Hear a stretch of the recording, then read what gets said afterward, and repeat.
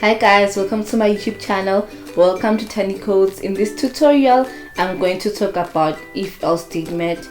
In fact, I'm going to talk about nested if-else statement. So if you have no idea what if-else statement, you have to watch my first video. I'm going to put the link in the description below. Like I said, today we're going to talk about if-else statement. We're going to talk about nested if-else statement. So we're going to add knowledge to what we have learned before in my previous video. So before we start, don't forget to subscribe to my channel, like this video, comment in the comment section, and also share this video to anyone who you think might be interested in learning C++. And let's get right into it. Today's video is going to be fun and very productive and a very good learning curve. So I figured a fun way to explain if-else statement, nested if-else statement, so that you guys can understand and have a better knowledge on it. So today we're going to build a program. It's going to ask for the user to input 3 sides of a triangle, so 3 lengths of a triangle, and then our computer is going to try and figure out what triangle they have entered. So for example, they're going to figure out if they've entered an equilateral, isosceles, or scaling triangle. So if you know about your triangles, you probably know that equilateral has both sides equal, both 3 sides equal. Isosceles has 2 sides equal, and then scaling has no sides equal. So all the sides of a scaling triangle are not equal. So to do that, we're going to need the user to enter 3 side lengths of their triangle of their choice. And then we're going to write a program which is going to try and figure out if they've entered 2 sides lengths that are equal and 1 that is not, or they've entered 3 numbers that are equal, or they've entered totally different numbers, which is going to be a scaling triangle. So to do that, we need to first declare variables, integer variables for 3 triangles for 3 sides. So we need to declare 3 variable integers for 3 sides. So to do that, we're going to say int, and we're going to say side 1, side 2, and side 3. And we do not assign a value because we want the user to input their own numbers, their own preferred numbers. So basically that's what we're going to try and build. So when I saw on some question papers and PDFs, I thought maybe this could be a really great way to teach you guys nested if-else statement. And with this knowledge, you are able to figure out how to answer more questions and think in a logical way. So I think this is a very good activity. So like I said, now we've declared our variable, our side 1, side 2, side 3, because we know a triangle has 3 sides. So what we're going to do next is we're going to prompt the user to input their 3 side lengths. So we're going to say cout, please enter 3 side lengths of your triangle. We're going to receive whatever the user has decided to input as their side length. So we're going to say cin side 1, side 2, side 3. So now what we've done, basically we've declared our variables for all of our sides, and we've prompted the user to input their side, and we've said whatever the user has entered as their side length. Now we have to figure out a code whereby the computer is going to know which side length correspond to which triangle. So if the user has inputted 3 side lengths that are equal, it's going to be an equilateral, and if the user has entered sides that are not equal, then they've entered in scaling triangle. So to do that, obviously we need to use our if-else statement, but if-else statement can only allow 2 conditions, so an if and an else. So now that's when nested if-else statement comes in. So nested, which means an if-else statement on top of another if-else statement. I'm not sure if that's how you actually explain it, but yeah, it's if-else statement, then inside that if-else statement there's another if-else statement, so they're nested like. So we know our syntax of if statement. I've taught that in my previous video. So you're going to say if, and then open close parenthesis, and then you're gonna put in your condition. So we can do this many different ways. So the easiest way is to check if side 1 and side 2 are equal, then side 2 and side 3 are equal. So if those are equal, which means it's an equilateral triangle. And then another one, we can check if side 1 to side 2 are not equal, and then side 2 to side 3 are not equal. And if all those are not equal, which means it's a scaling triangle. And then the last code is going to be, so if it's not an equilateral and it's not a scaling, which means it's an isosceles. So we don't need to put a code for isosceles because it's going to be very difficult trying to figure out if they've inputted two sides that are equal and one side that is not equal.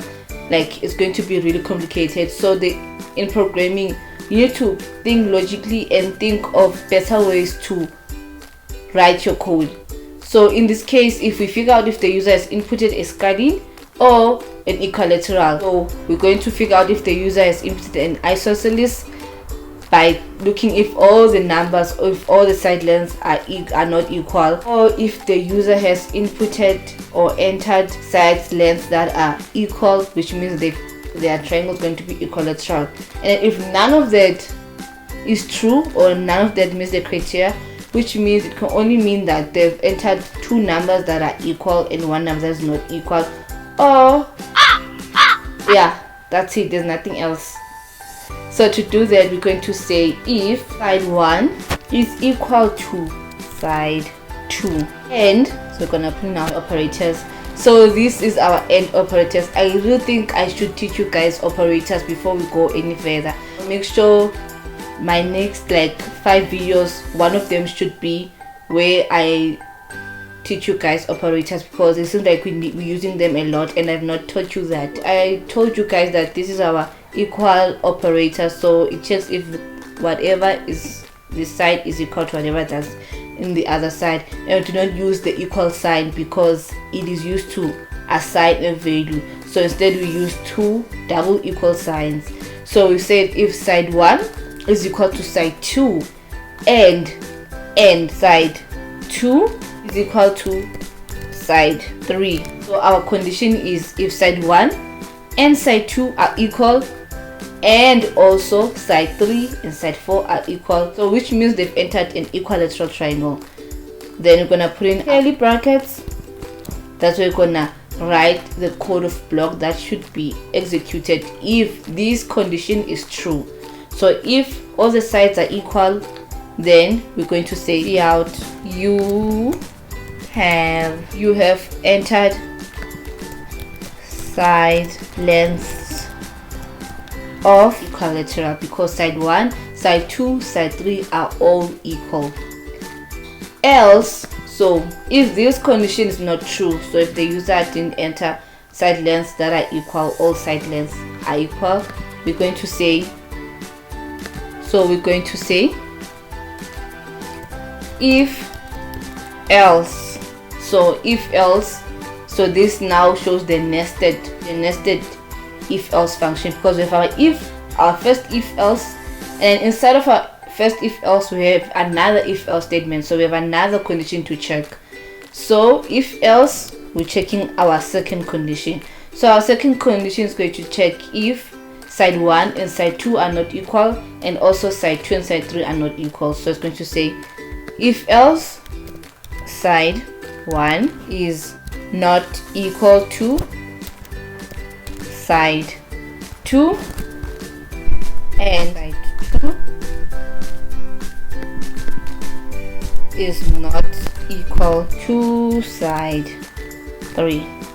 So this is our second condition. So if side 1 is not equal, so this is our not equal operator.